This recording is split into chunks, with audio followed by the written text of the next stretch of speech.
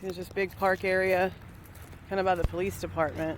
So we're just going to put some of these out over here. Poor baby. Hey guys, this is Jules with True Crime Reactions, and today we're going to actually do a full story for a case that I've been keeping my community tab updated with for a little boy missing out of Everman, Texas that goes by the name of Noel Rodriguez Alvarez. This story is very close to me. I'm only about 10 minutes away from Everman. So whenever I heard this case and got the Amber Alert on my phone, I've been keeping track with it ever since. And it's just gotten to the point now to where there is some really sketchy stuff being found out. And I do not have a very good outlook for how this could go. Let's just go from the beginning, and then we'll talk about kind of what me and my kids did and what I've been seeing in the town.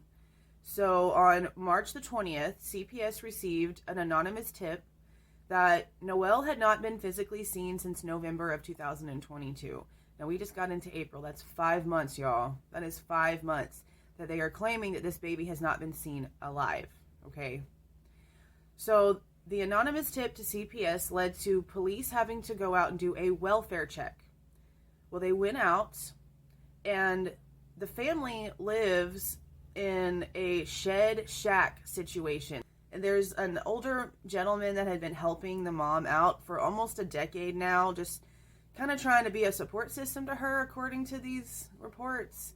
And he claims that the family is very loving and gives the kids everything they possibly can. So they go out to the shed shack, and they're talking to Cindy, who is Noel's mother, about the report that they got in. And she tells police that she sent the boy down to Mexico to live with his father so that he could get better medical care, or more personal medical care.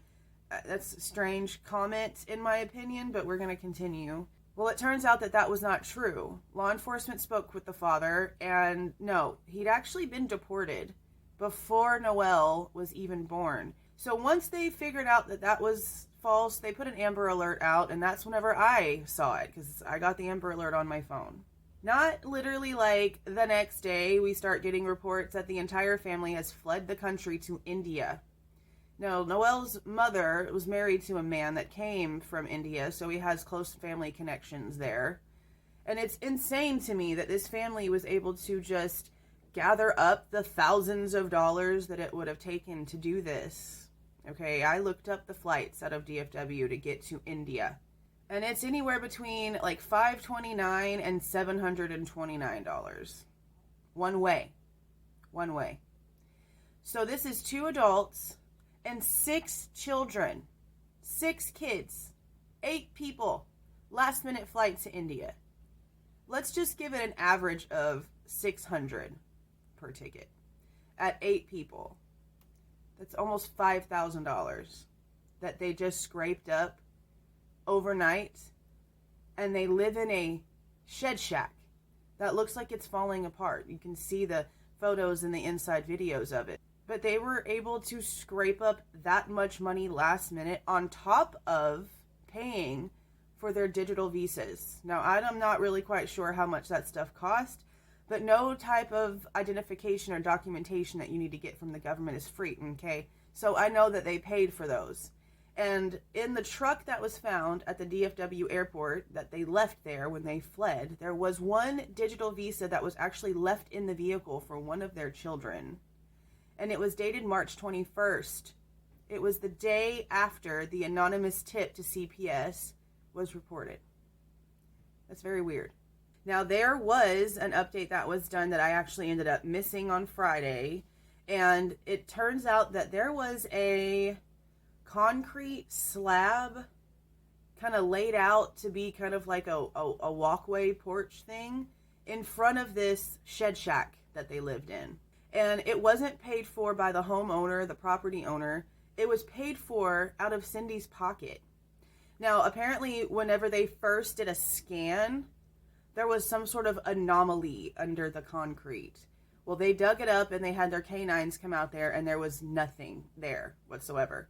So it's strange, but it shows me that they're doing everything they can to try to figure it out in the local area, and they're just not getting answers.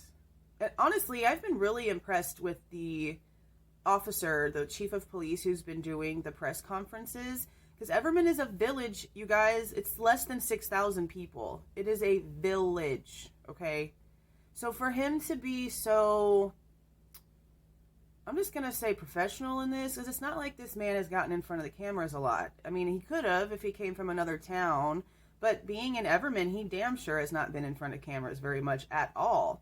And so he's been doing a really, really good job at this. I've been really impressed. And he doesn't seem to feel as if Noel could be dead. He doesn't. I don't know how he feels that way, but I don't know as much as they do, and I know they're only giving us what they can. But my brain tells me one of two things here, okay? Either the parents know exactly what happened to this boy and right where his body is, and they've had 5 months to prepare for what is happening now, and that's why they were able to just skip out of the country as quickly as they could. In less than 24 hours, they gathered up thousands of dollars from being a very low income family. Like, where they lived shows you their financial situation, guys. I'm not saying this out of like just any reason. You see the photos and the pictures, and you see the circumstances in which they're living in, and what I'm saying here makes sense. How, unless they had been saving up and knew exactly that this was going to happen eventually, did someone living in that type of situation scoop up that much money overnight? If someone else can give me an explanation, and if you don't consider the last minute money thing here, then it could easily be something as simple as what the older gentleman that's been helping the family says, that he feels as if they fled the country out of fear of losing the rest of their children. And that could be, and it might not even be for sinister reasons. It's a very good possibility that Noel being in Mexico could have been medically better for him. And whenever the father refused, according to the articles, an aunt of the father's said that she would take the boy. But there's been no further information on if they've spoken to this woman or if they've spoken to anyone else. At least nothing that they're releasing to the public. Noel has a social security number and could have legally crossed the border into Mexico if that's what they really needed him to do. And that's not the case. If this boy was sent down to Mexico to an aunt's house and there's no record of him crossing the border, then this literally could have been a trafficking situation gone wrong. For some reason, this family felt like the only way that they could get him into Mexico would be illegally, and that transport went horribly wrong. And there's a possibility that maybe the family doesn't know what exactly happened to him.